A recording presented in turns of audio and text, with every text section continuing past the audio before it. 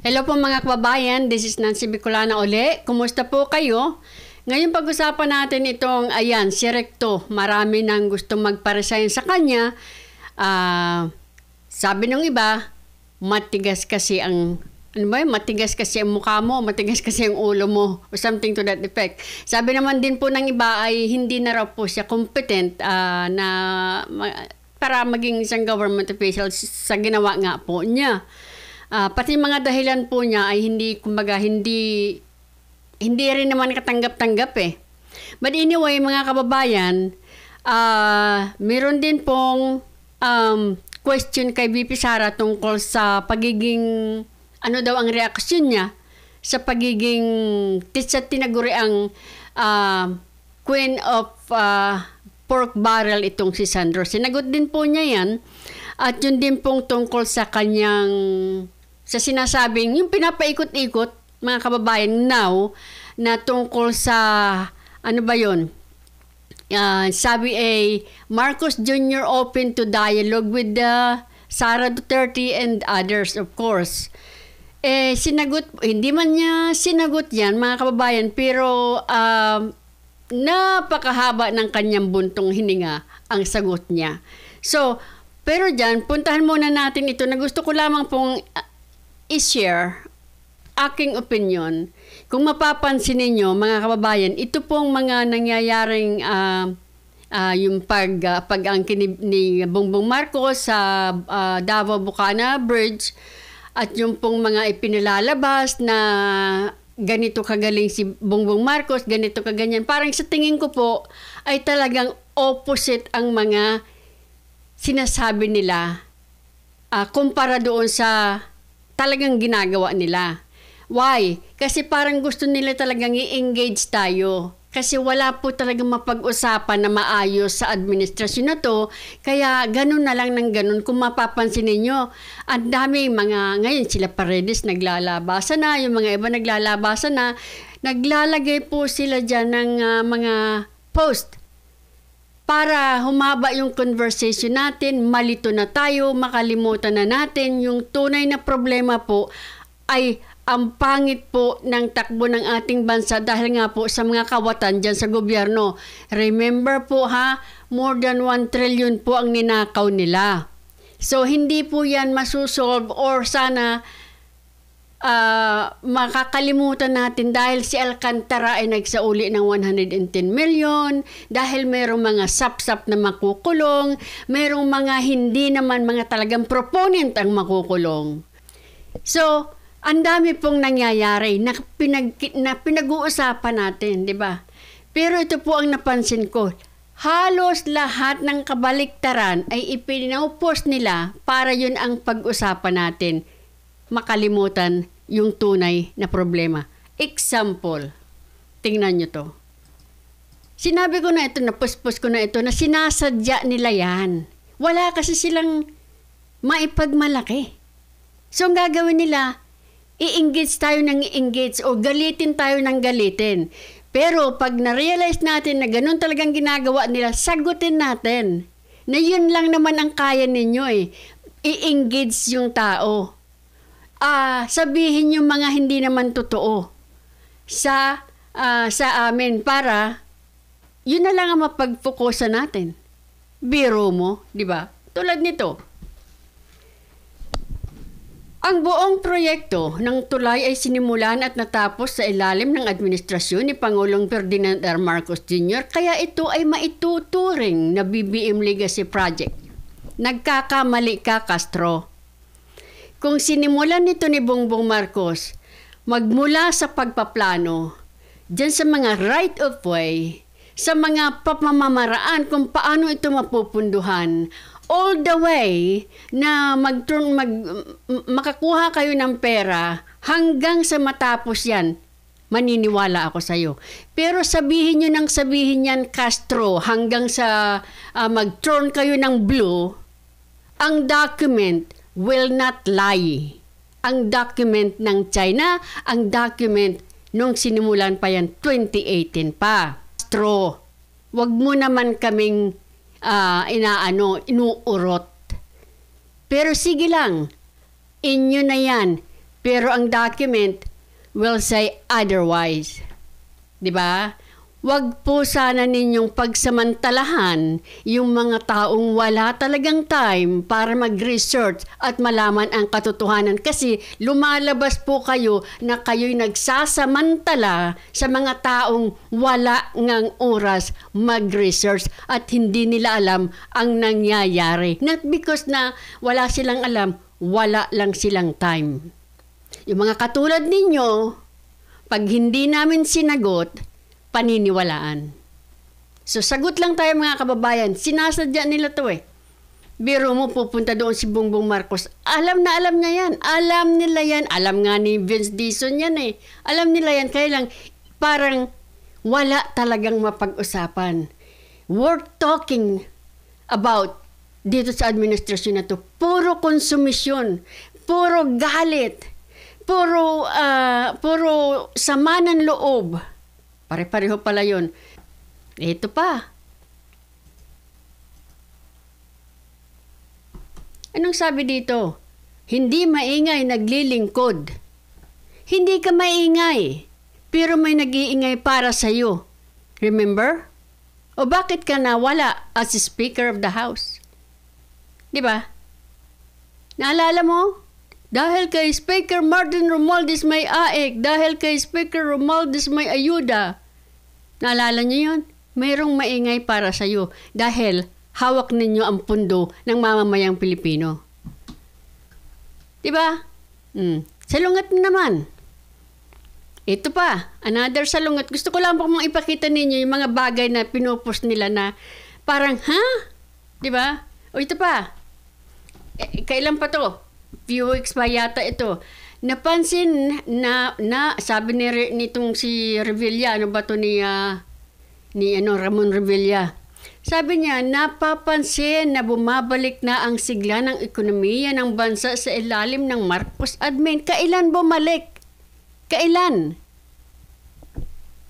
Yan, yung mga ganitong klase mga kababayan, yung mga kasalungat, yun ang sinasabi nila.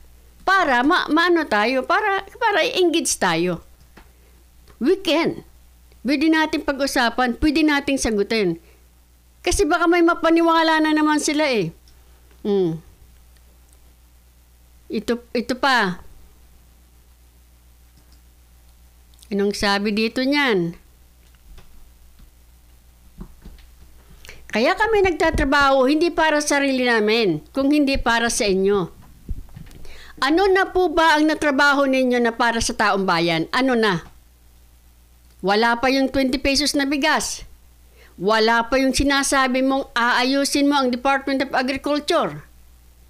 Di ba? Wala pa yung sinasabi mong ipagpapatuloy mo lahat ng magagandang ginawa ni PRRD. Di ba? Anong trinabaho ninyo? Trinabaho po ninyo ang mga Duterte at ang kanyang alay. Trinabaho nyo rin na parang mawala na ng karapatang mag-express ang iba nating mga kababayan ng kanilang saloobin dahil natatakot na. Di ba? Marami kayong trinabaho. Yes. Trinabaho nyo lahat halos ng potensyal na makakalaban ninyo sa politika. Pero ang nakakalungkot lang po, pera ng bayan ginagamit. Lumabas kayo ng gobyerno. Lumabas kayo. Saka kayo lumaban. Di ba? Ginagamit yung pera ng taong bayan eh. Ito naman mga kababayan, tungkol sa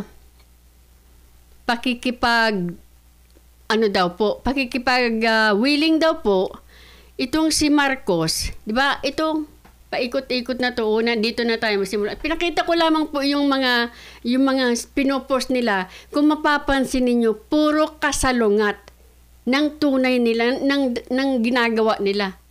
Lagi kasing papuri. Kahit mali na, papuri pa rin.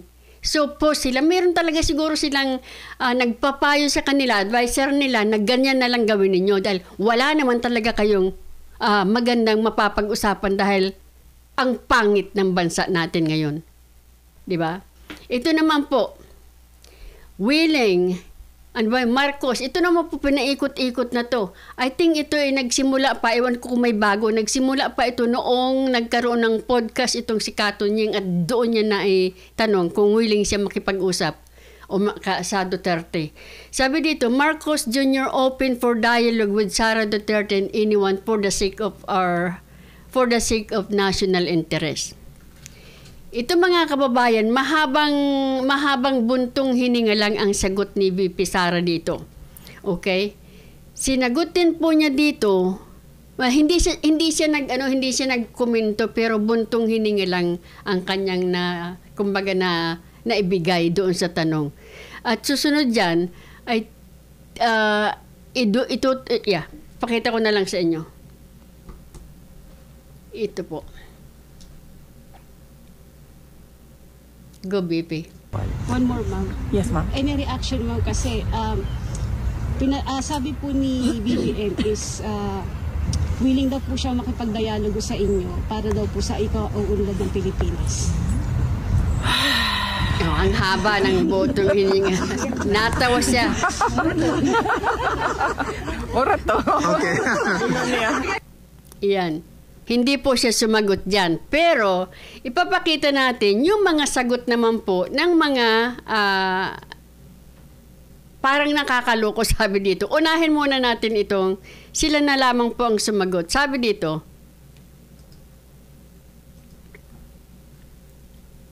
sabi po ni Greco Belica, former PACC chair, sabi niya dito, ay, makita ko pa yan? Labo ah. Sabi dito, nung December 7, sabi niya, ito yung sinabi niya, di ba? Ito. Sabi ni Castro, ni Gore, sabi niya, para sa unity ng bansa, bukas ang Pangulo sa dialogo kay BP Inday Sara Duterte sa lahat o ng Pangulo sa anumang diskusyon para po sa unity's sake. Sabi naman po ni dating PACC Chair Greco Belica, akala ata nila, kakausapin lang nila si Sara, okay na. Ang liit. Sabi na, di nila naisip na di lang kay Sara sila may atraso, kundi sa lahat ng Pilipino na nagtiwala sa kanya, ngunit pinagtaksila nila, pinagkanakawan at inabuso nila. I agree. Hindi ganun-ganun yun.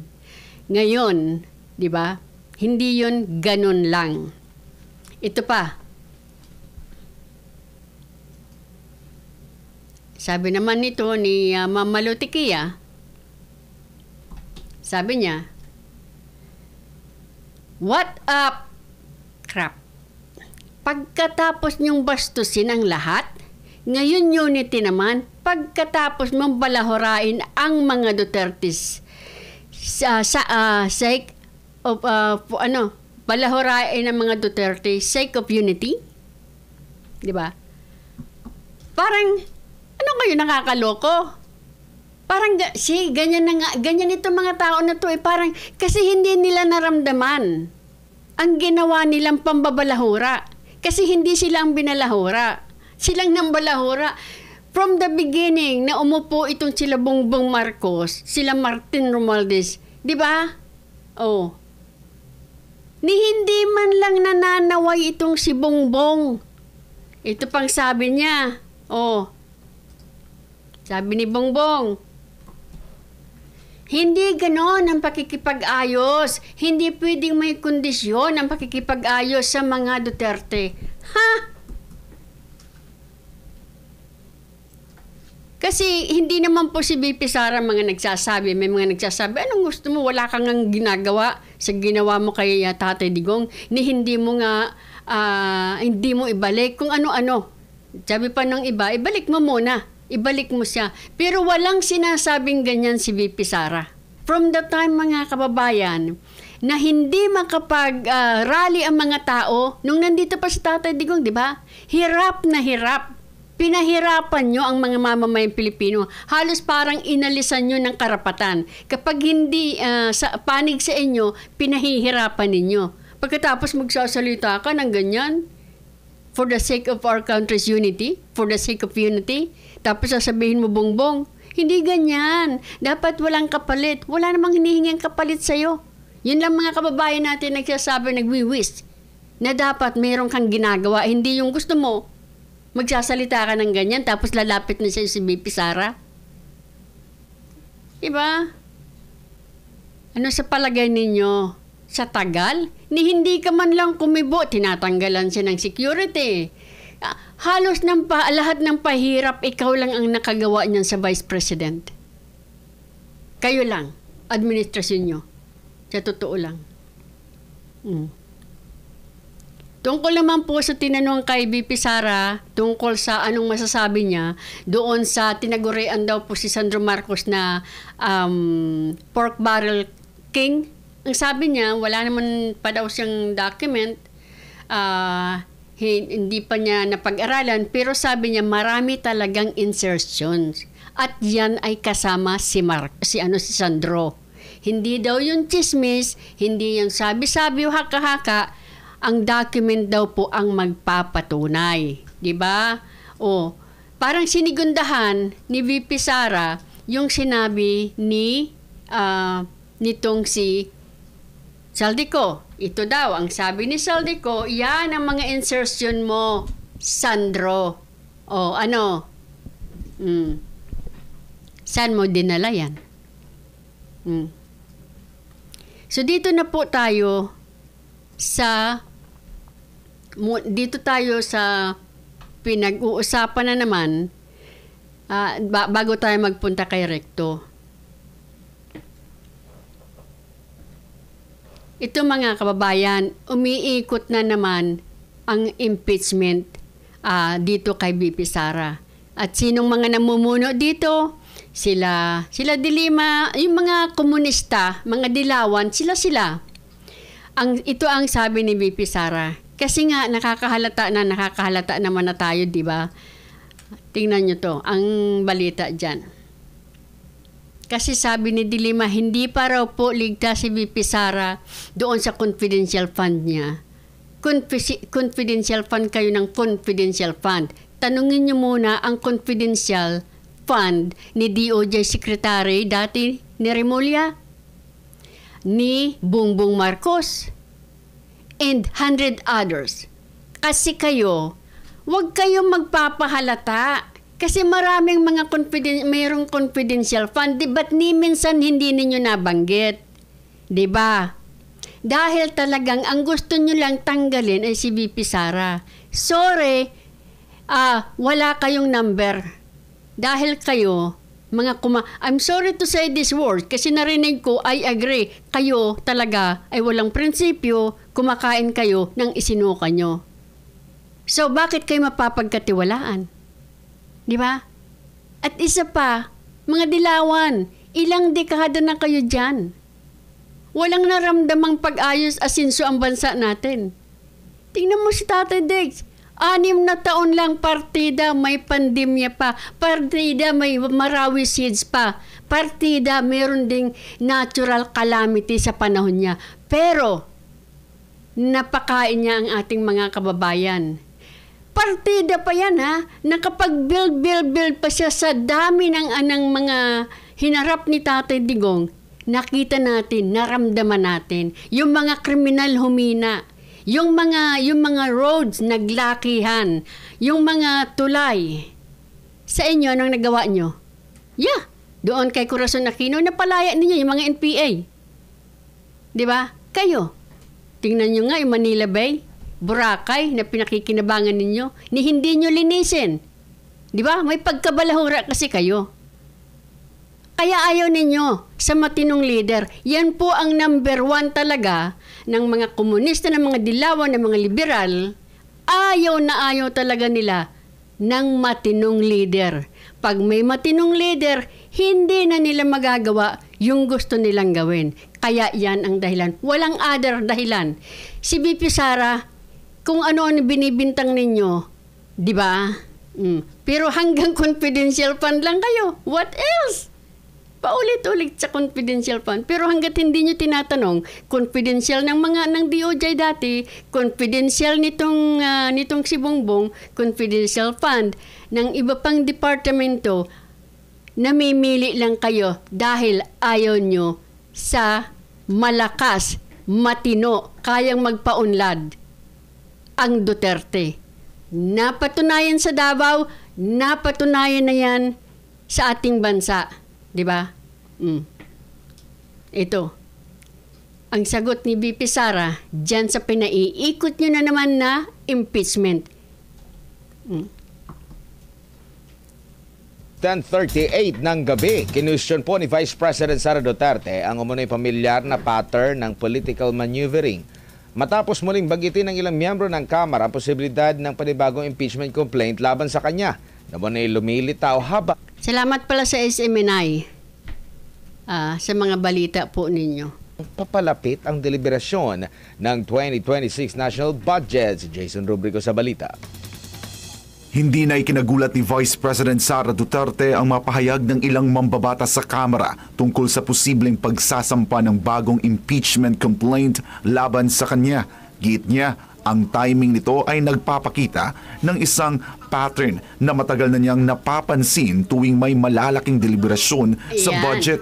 Tinukoy ni Duterte ang mga naunang revelasyon ni na Senator Cheese Escudero, Representative Toby Tiangco at iba pang miyembro ng Kamara na noong February 2024 ay meron umanong pangangalap ng pirma Yan. para sa kanyang impeachment kapalit ng budget allocations.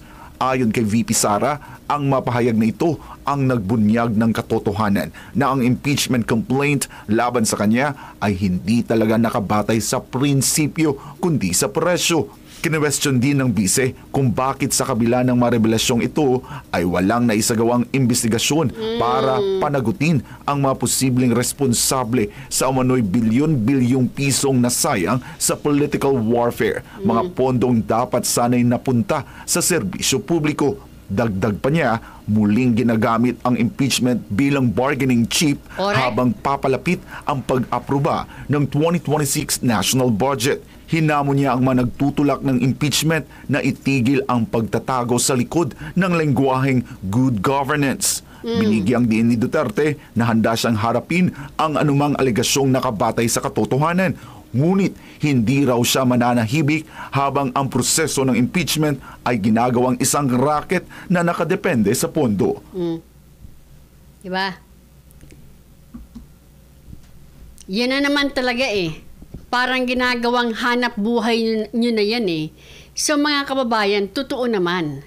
Kasi, bakit kahit na ipanaliwanag na at, di ba, kahit si Toby Tiangco, di ba, kinukuha yung pera na sa kanila na yung parang ayaw pa nilang i-release. Kasi tapos sabi daw ni Toby Tiangco na ay kumbaga para sa impeachment ni BP Sara yan.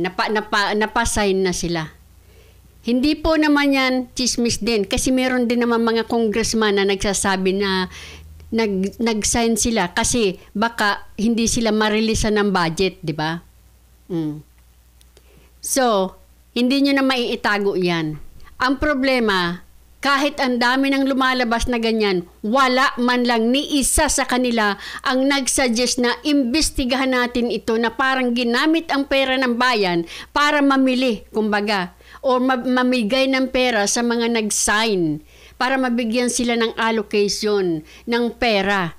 Hindi nga sa tungkol sa kung ano man yan, hindi sa prinsipyo, sabi nga, kundi sa premyo or sa presyo.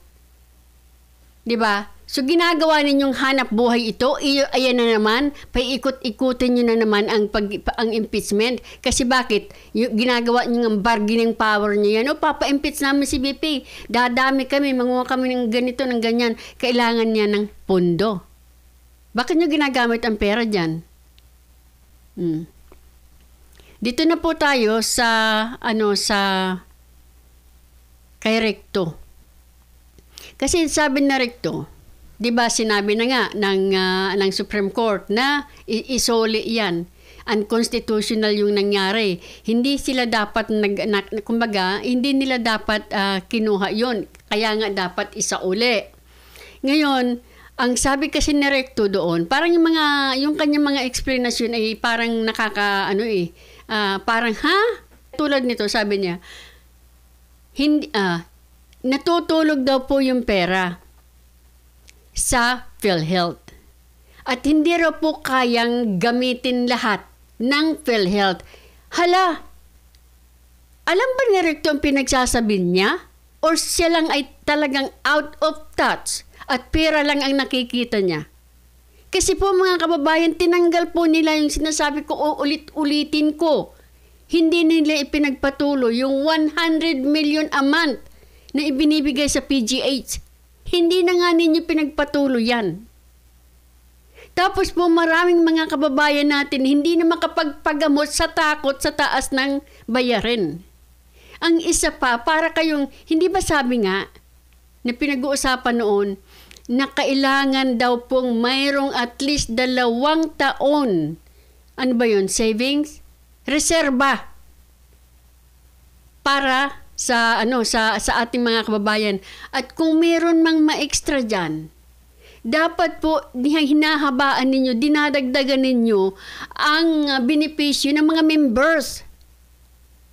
Kasi meron ako naririnig na merong 41,000 na babayaran kung saan-saan nagpupunta. Yun po ang dapat ninyong inilalagay, yung extra pera doon. Na imbes na magbayad sila ng 40,000, habaan ninyo ang benefit, gawin nyo na lang 10,000. Hindi ba pwede yun? Sa laki ng pera na yan, biro mo, 89 billion.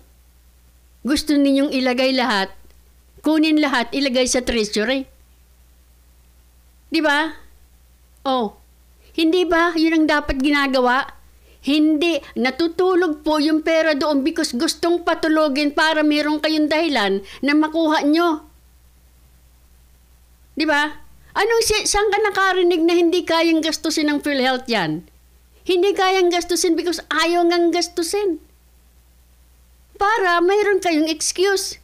Pero mali yun. Dapat ini-expand ang benefit ng mga members. Dapat ini-invest yan.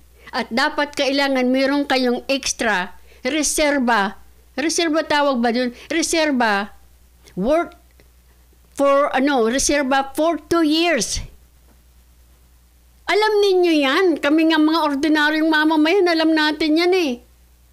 Bakit kayo nandyan? Nasa opisina kayo, nasa gobyerno kayo, nasa inyo lahat ang batas.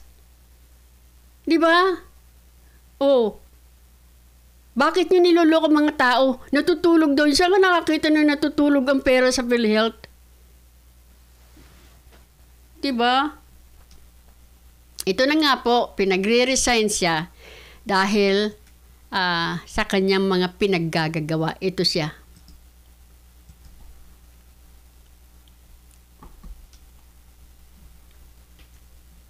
So, sang-ayon ako sa tawag ng buong Pilipinas sa pag-alit direkto sa posisyon.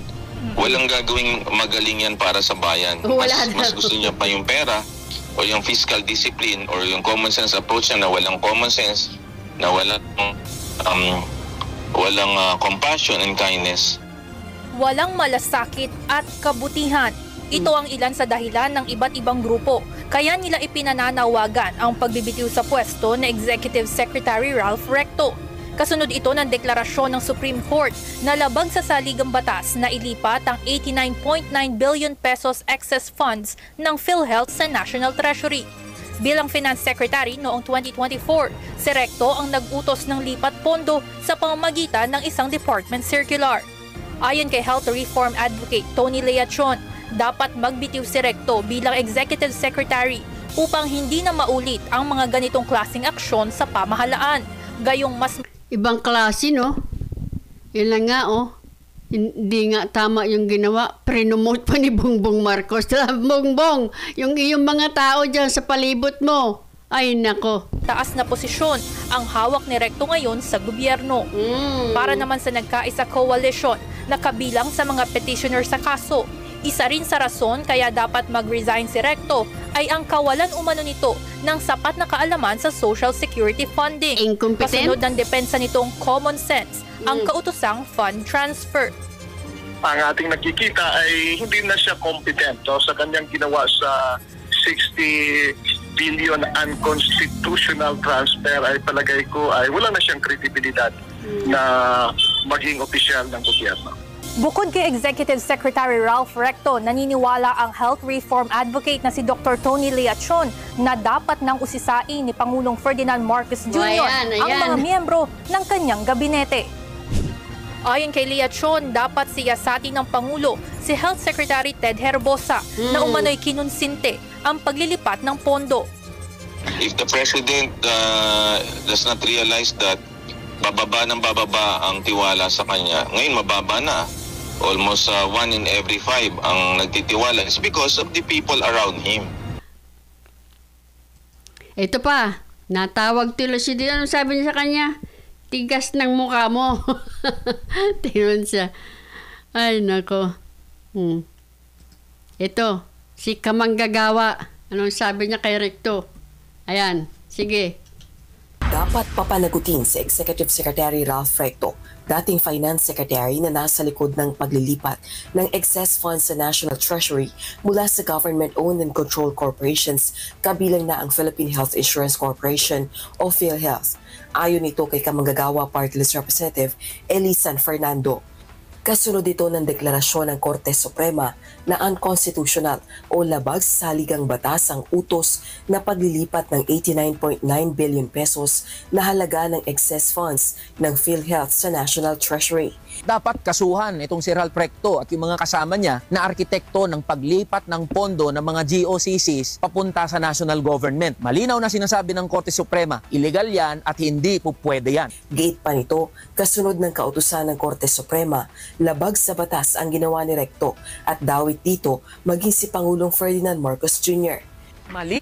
Kasi nga po, mga kababayan, kung yun man ay ginawa ni Recto, siguradong may nag-utos sa kanya. Hindi natin pinoprotektahan si Recto. Meron din yang, di ba?